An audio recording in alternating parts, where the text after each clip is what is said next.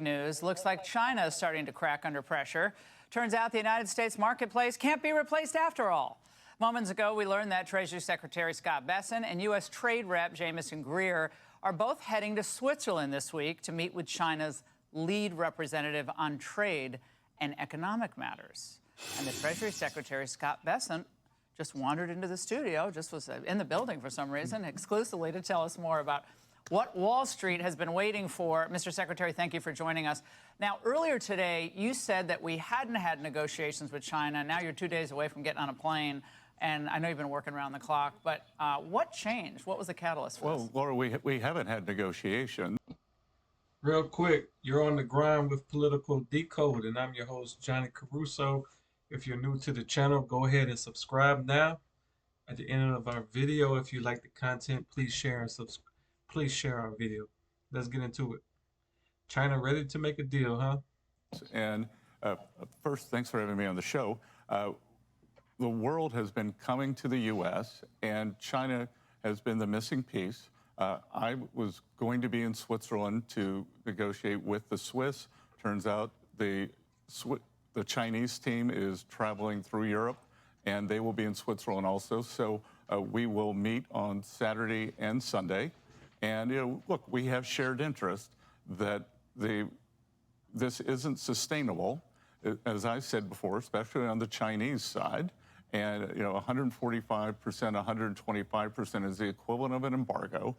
We don't want to decouple. What we want is fair trade. But who made the first call? Like in a dating world, like who makes the first call here today? There are lots of calls, Laura. Is that there isn't a first call. There are a lot of contact points over time. All right. China typically loves a long, drawn-out process, as we knew in previous trade negotiations.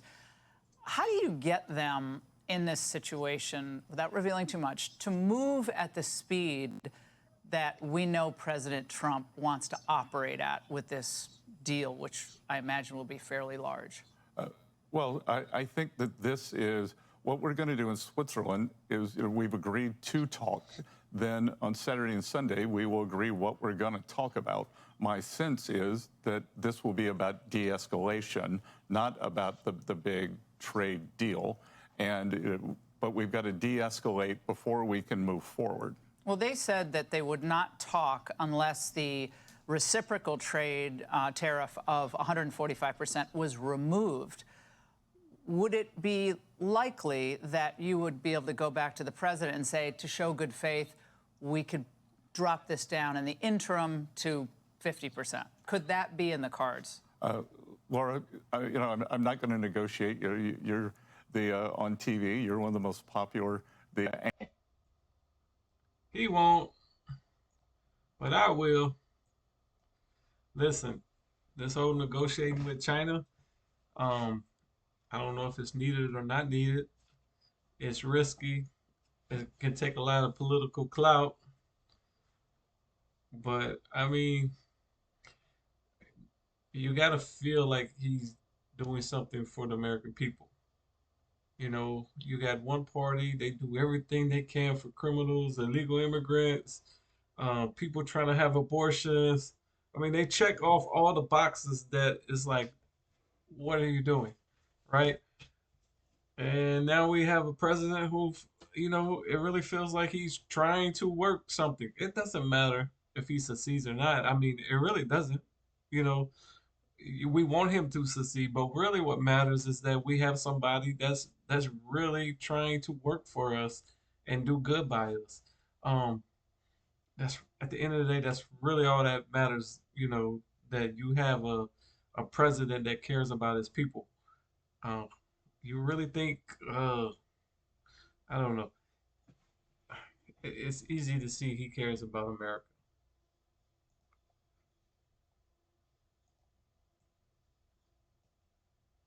Let's go with this video.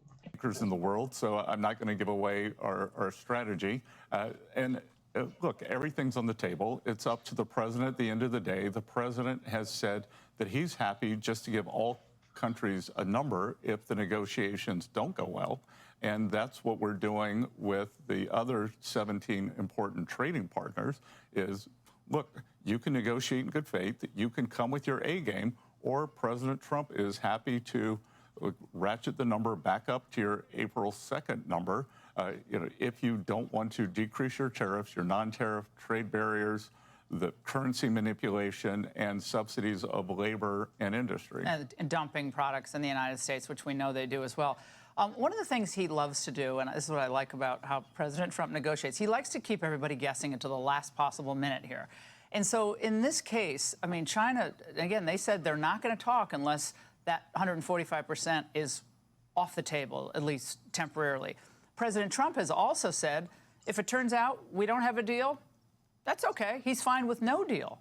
So that, I like that personally. I think it's great and brilliant. But Wall Street, your old friends, hate it. They hate that kind of uncertainty. What do you say to them tonight, given President Trump's comments about, well, we don't have a deal. We don't have a deal. We'll survive. Well, Laura, it's called, in game theory, it's called strategic uncertainty, what you're talking about. Nobody does it better than President Trump, and it can be unsettling for the markets. But why are they unsettled? Because they have a lack of information. President Trump has asymmetric information for what he's willing to do. We don't disclose it. And again, with President Trump, that the strategic uncertainty will make sure that we get the best deal possible. That's what's happening with the trading partners who are coming to us. China, their barges coming toward the West Coast now. Lots of reports today, including on CNN, about the looming barges being half empty. Let's watch. At this point, can you trust anything that's reported out of CNN? Like anything? We have a question from a reporter to a commentator on this. We'll get it for you in a moment. But it was basically fear-mongering that Christmas time is coming. There's going to be no toys for children. Trump is Grinch, and you all are going to get blamed for this. Was the political pressure and the consumer pressure building to an extent that critics are saying forced your hand? Again, Laura, that I think a lot of American businesses have pre-positioned a lot of inventory. The trade deficit actually jumped because so many people bought in advance. And the companies that I've talked to have done that. So we are going to stick to our guns. But again, the U.S. and China have shared interest. They are the deficit country, though. They sell us about 4 times more than we sell them. So it would be felt harder in China, but we don't want a decoupling. We don't want a decoupling. Why would I'm going to play devil's advocate on that? Why wouldn't we want to decouple from China? We didn't trade with the Soviet Why do I use Navan? No one asked. Union. That ended up pretty well. Turned out pretty well. They hungered for our goods and desperately wanted what we had, and we didn't give it to them. Since China is our geopolitical adversary, and they have so much power over us because of their industrial base, they make a lot of ships now. We don't make as much at all, as President Trump said. So why wouldn't this be a time to decouple? Well, Laura, let's split that into 2 pieces. So we don't want to decouple over textiles and things like that. What we do want to decouple over is exactly what you said. We want to decouple over strategic industries. And as I said before, the only good thing about COVID was it was a beta test if we were ever cut off from these strategic industries. And President Trump has told the entire trade team this cannot happen again. So whether it's steel, semiconductors, medicines, things like that, we are going to build it here. So we're going to bring back strategic manufacturing. We're going to bring back precision manufacturing, but there's clothing, sneakers. Those aren't essential goods that affect our national security. Well, they don't affect our national security, and there's things that we can make here in those categories, very high-end things. But in terms of mass production, then they can have at it. I listened to Paul Tudor Jones when he's interviewed on television. He's a really smart investor. He had an interesting exchange about where things stand. Watch. You have Trump, who's locked in on tariffs. You have the Fed, who's locked in on not cutting rates. That's not good for the stock market. We'll probably go down to new lows, even when Trump dials back China to 50%. And that's what you're expecting? Oh, I'm sure he'll dial it back to 50 at some time. I mean, I think that's kind of...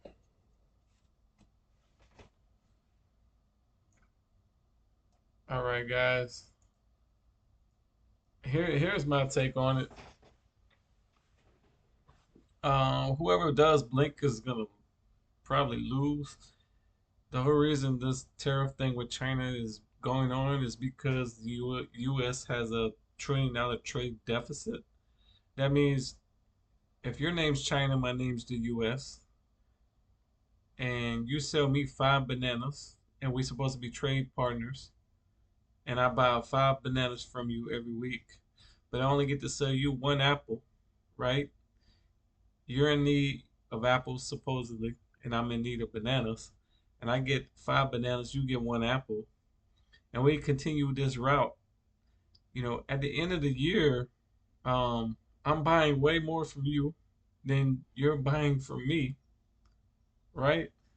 And as far as trade goes, it's like, you know, I'm doing more buying than I am selling. So it's not an even, things are not even here.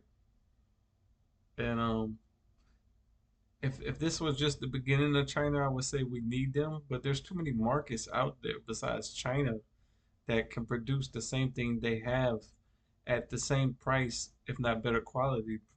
China has brought their cost of living up. So a lot of the workers, they don't work for as cheap wages as they used to. They just all recently got wages these past couple years. So they are trying to, work for a higher wage, right? And and they're trying to be competitive, but markets like India and Mexico are right there ready to fill the fill the gap. And there's these robots now that could just replace the hands in the supply chain that the Chinese labor used to do. And these robots will soon be in the U.S. markets, and the U.S. jobs will be catering, maintaining these robots. If you don't think it's coming, just look at Elon Musk's latest seminar, in which he rolls out the assembly line of Tesla, not even renaming these robots in a new company, just under the Tesla umbrella. And he has them on assembly line as we speak, the 3rd generation of his robots. Um, this is gonna be revolutionary. People, they're stuck in news cycles about stock markets and this and that. Um, I understand if things are bad and they're bad for a long time, like going 2, 3 years, then you can say, hey, what they're doing is not working. But this is all fairly new, and there's only one country that wasn't willing to negotiate because they want to be the world's power, obviously China, right? Um, so they're the only country that is really giving us fits right now with all of this. And remember, we didn't just go tariff people. They had already tariffed us, and we had administrations in the past that did nothing about it. And Trump was like, no, either it's going to be a level playing field, or we're going to tariff you guys until you come and negotiate. Well, all the other countries have negotiated. There's deals coming, but China was, China's China.